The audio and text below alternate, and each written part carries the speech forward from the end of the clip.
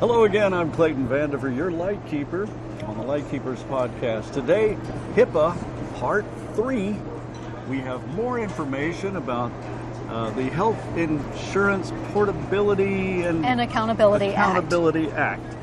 An incredibly long title for a very vital protection that the government offers you, and that, as we've discovered over the last two conversations, a lot of folks don't always get that protection.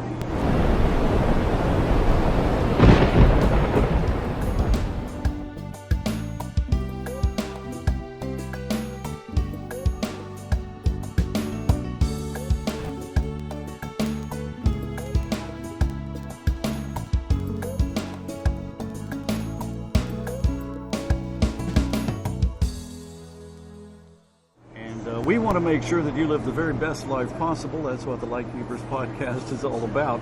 More information is more power. This conversation is designed to always give you the very best information that we can come up with. With me, our licensed clinical social worker, Charlene. And thank you for being here today and bringing back some great HIPAA information. Where did we leave off? So we left off talking about an emergency room scenario where you're in the emergency room, maybe for yourself or with a loved one, and the billing person comes in to verify that billing information on file. Okay. Now, like we talked about before, that billing information is PHI. That is personal health information that is protected by HIPAA. Right. So where we left off, we were talking about how if that person comes in and reads off that information, and anyone outside of that room overhears it, that billing person has just violated your HIPAA information and should be reported, because that can be dangerous. And yet it's so commonplace. They don't think of it. Correct. They're getting things done in a very fast, very efficient, got to get it done. Life and death, it's critical. It's Correct. the emergency room, it's a trauma center. And you're not thinking of, well, there's this legal issue that I might be creating, but I need to be efficiently cut through all of that. Doesn't matter. Tape, and Doesn't matter. Anytime a professional shortcuts around HIPAA, they are putting the patient at risk of medical identity theft. And that's a very big risk. And people don't fully understand. Like I said, if that billing person comes in, or even a nurse comes in and verifies date of birth and name, if it is not done in a protected manner where others cannot overhear, that is a HIPAA violation. That's protected information.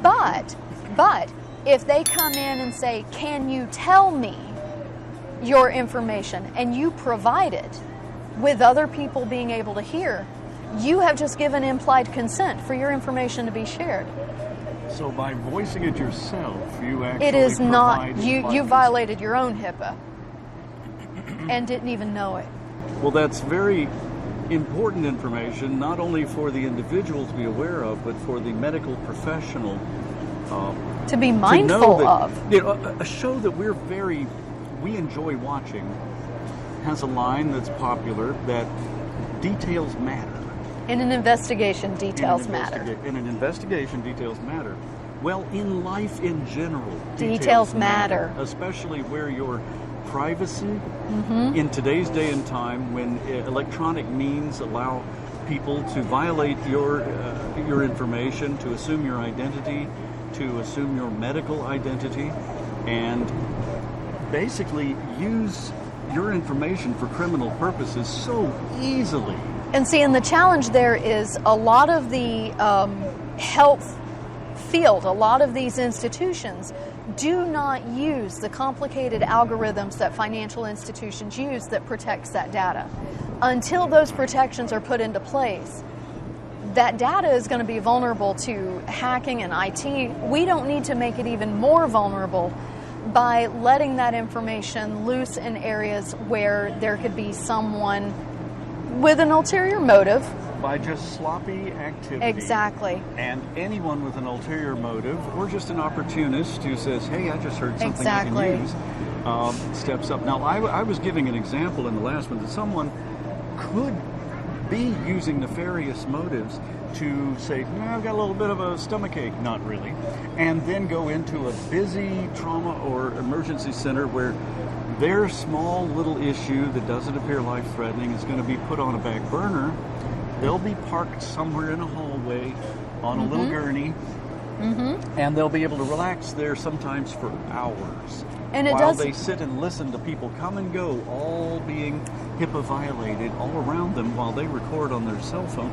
I don't want to give people ideas of things to do, but I do want to give medical personnel ideas of things to look out for. And it doesn't even have to be that complicated. I personally have had my credit card information stolen when a server took my card back to the cash register, had it sitting next to the cash register while she rung up the ticket.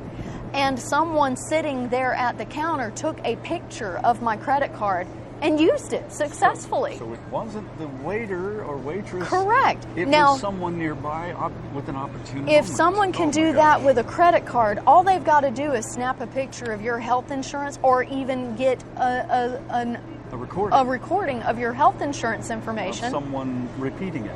And boom, they've got you. Now, you had mentioned that if you mention your health insurance information... Implied consent. If you voice your own name, your address, confirm your birth implied date, consent. Now you've given that protected information out, but that's implied consent. And even if it's recorded by someone else... You're speaking it yourself. So that you've released and they can... Now, if they use it, but then using it is still it's still a violation. But the medical it's so much harder to track down. but you can't accuse the medical team at that point of violating your HIPAA because you yourself have violated it. Right. But if that medical professional, that billing person comes in and reads your information off, that is a HIPAA violation. And so to that end, I have two suggestions to the community. First of all, when you go into a medical facility and they ask you for HIPAA-protected information, politely, nobody needs to be a Karen, politely say, that is protected information, let me write that down for you. Because now you're providing it in writing, nobody's hearing it, it's protected, and you've alerted the person behind the desk that you care about your HIPAA-protected information.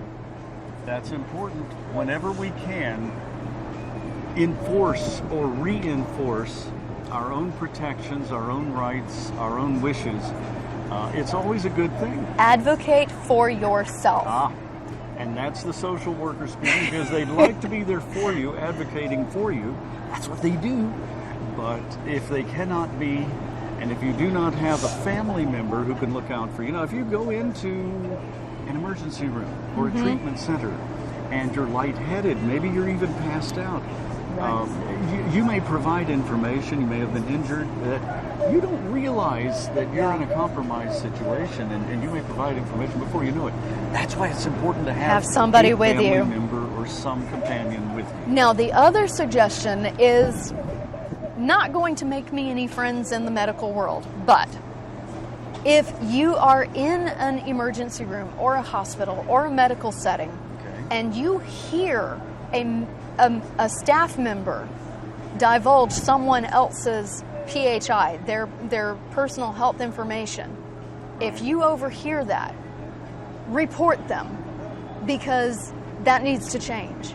And the only way it's going to change is if people start getting in trouble for it. And they do get in trouble. There are fines, there are penalties, and one physician even spent time in jail. And there's a very big difference between a Karen who's complaining frivolously and a whistleblower who sees something that needs to be improved in a system and takes action to see that it is.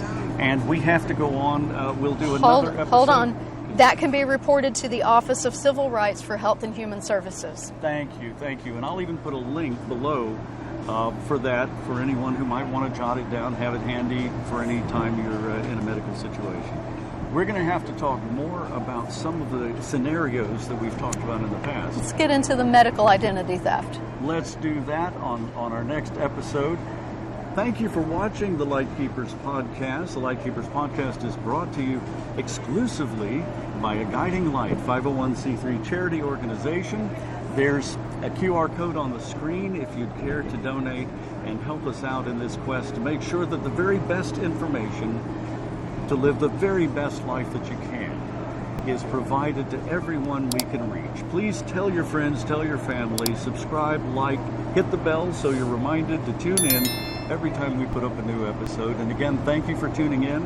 From the middle of the Pacific Ocean, we'll be back with you another episode next week. I'm Clayton Vandiver, your Lightkeeper. Bye for now.